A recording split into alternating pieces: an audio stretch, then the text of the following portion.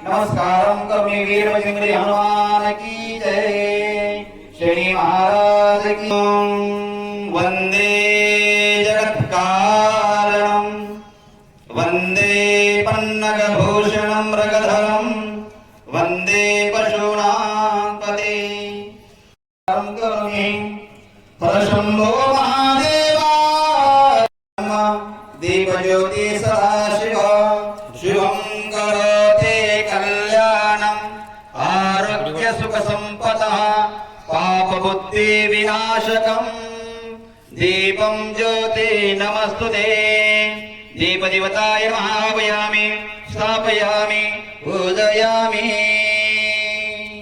हर ओम नमः शंभवे च शंभवे च नमः शंकराय च मस्कराय च नमः शिवाय च शिवतराय च दीपदेवताय नमः। गंधं पुष्पं धूपं दीपं नैवेद्यं समर्पयामि। त्रिनेत्रं त्रिगुणाकारं त्रिनेत्रं त्रिआयुधं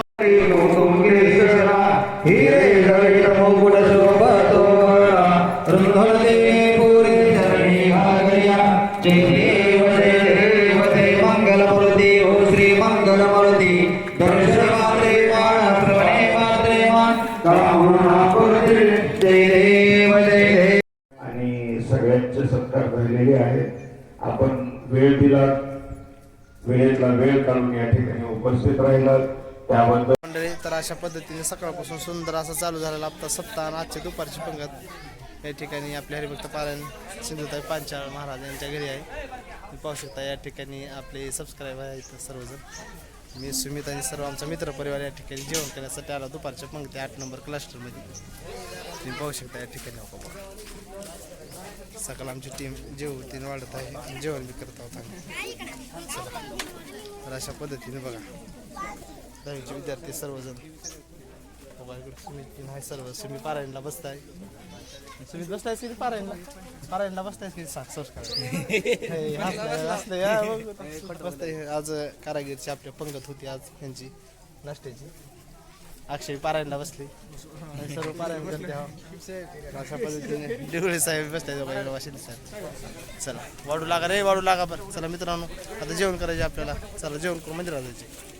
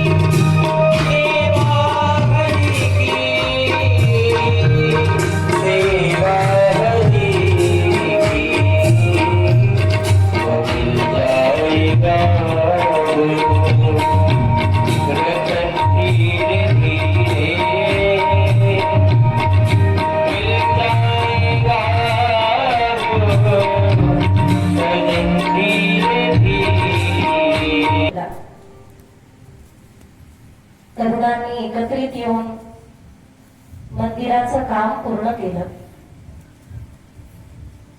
हा संयोग खूप सुंदर असतो की ज्येष्ठ आणि श्रेष्ठ मंडळींचा आशीर्वाद, पाठिंबा असावा आणि तरुणांचं योगदान असावं.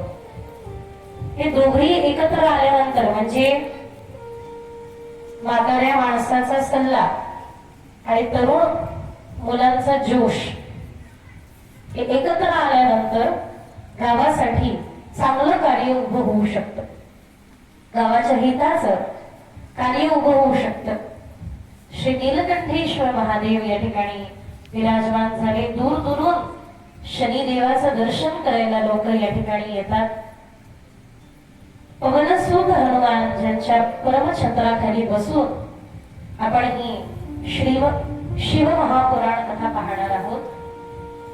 ही शिव महापुराण कथा सप्तदिवसीय ज्ञानसत्र आपल्याला परम पुण्यदायी, परम आनंददायी, मांगल्य वाढवणार, आपल्या जीवनामध्ये मनोरथांना पूर्ण करणार, सुख सुविधा देणार, जीवनातले संकट हरणारे आणि यश प्रदान करणारे देवादिदेव महादेव यांची कथा आहे.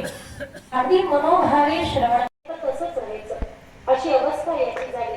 पण त्या धर्मशाळेच्या बाजूला शिवालय होतं, तिथे शिवपुराण कथा सुरू झाली. त्याच्या कानावरती ती शिवपुराण कथा पडू लागली. आता तोंड बंद करू शकतो, डोळे बंद करू शकतो, कान थोडी बंद करू शकतो.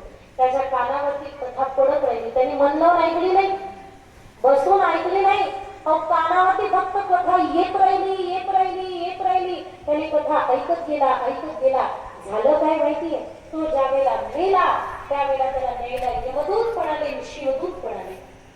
शिवगण आले, यमगण आले. यमगण म्हणले आमचा आहे हा, याने कधी भजन केलं नाही. शिवगण म्हटले मरण्याआधी याच्या कानावर शिवपुराण पडलं, याने ऐकलं नाही, बसून ऐकलं नाही, लेटून पडल्या पडल्या कानावरती फक्त पडत राहिलं. म्हणून त्याला शिवगणांनी नेलं. भोले भंडारी किती भोले विचार करा. त्याच्यापेक्षा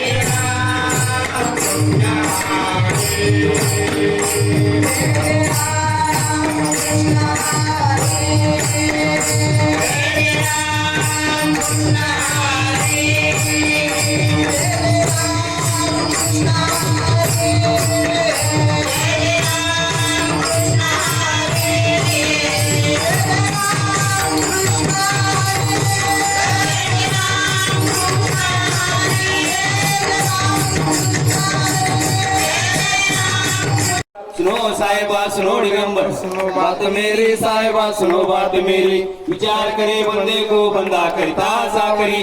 राम नाम निका मस्तकी हात ठेवून या, हात ठेवून या. देऊ नको सेवका, देऊ नको सेवका, उलवात बंधान घ्यावा शिवा. म्हणजे साधी गोष्ट नाही महाराज. एकाच्या नव्हे हा खेळ, मनोनी जमविला मेळ. सर्वच ग्रामस्थांच्या सहकार्यानं हा चालू असलेला नामजप यज्ञ सोहळा. आणि काय भाग्य आहे महाराज, माझं वैयक्तिक खरं सांगतो, गतवर्षी याच व्यासपीठावरती हनुमंतरायांना आम्हाला आज्ञा केली आणि म्हणजे महाराज तुकाराम महाराज या आणि काल्याची सेवा करा. तुम्ही आम्ही सांगितलं नाही. कोण सांगितलं? हनुमंतरायांना सांगितलं. आणि बरोबर आज पहिल्याच दिवसाची कीर्तन पुष्प हनुमंतरायांना म्हणलं, गतवर्षी ज्या अर्थी काला केलो का नाही त्या अर्थी या वर्षी काय करा, नुसतं सुरुवात करा, पात्र वाढा. बरोबर आहे की महाराजजी? सर्वांच्याच प्रेमानं महाराज, आपण जर काही करावं म्हटलं तर आपल्या हातामध्ये नाही, आपल्या हातामध्ये काहीच नाही. निमित्ताचा धनी केला असे प्राणी, माझे माझे मनोनी व्यर्थ गेला. उगा म्हणण्यापेक्षाही उद्याचा सूर्योदय 100% तुम्ही आम्ही बघता का नाही, गॅरंटी नाही.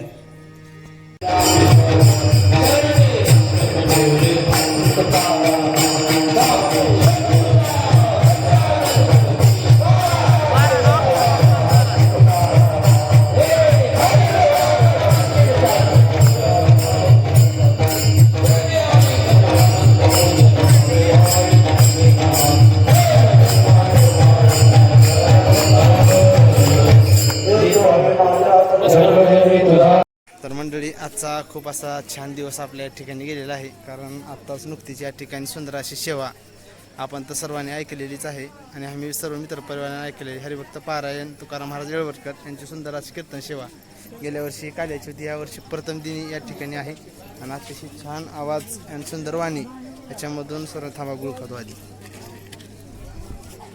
म्हणजे आवाज चांगली त्या. तर अशा पद्धतीने मित्रांनो सुंदर अशी सेवा या ठिकाणी झालेली आहे, तुम्ही पाहू शकता. मृदंगाचार्य बी अतिशय छान भेटलेला आहे ह्यावेळेस, त्यामुळे उद्यापासूनचे कार्यक्रम अतिशय जबरदस्त आणि अतिशय छान होणार आहेत. त्यामुळे कुणी घरी न बसता सर्व रामजनकरवासी यांना नम्र विनंती असेल की आपण या ठिकाणी यायचं आहे. सुंदर अशा कार्यक्रमाच्या सेवा आणि लाभ आपल्याला या ठिकाणी घ्यायचा आहे. कोण छान छान महाराज मंडळी आपल्या गावामध्ये येणार आहेत, त्याच्यामुळे कुणी घरी न बसता घरून ऐकण्यापेक्षा समोरासमोर ऐकल्याला चांगलं असते. म्हणून सर्वांना परत एकदा आवाहन करतो. पहिला दिवस अतिशय आनंदामध्ये गेलेला आहे, काही अडचण नाही. सुंदर असा कार्यक्रम झालेला आहे, भरपूर असे भयभक्त आलते.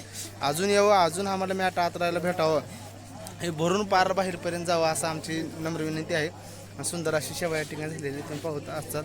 त्या ठिकाणी शिवाजी आणि तुकाराम महाराजांची सुंदर अशी भेट चालू आहे, त्याचा संवादी चालू आहे. तर सुंदर असा कार्यक्रम आज झाला मित्रांनो.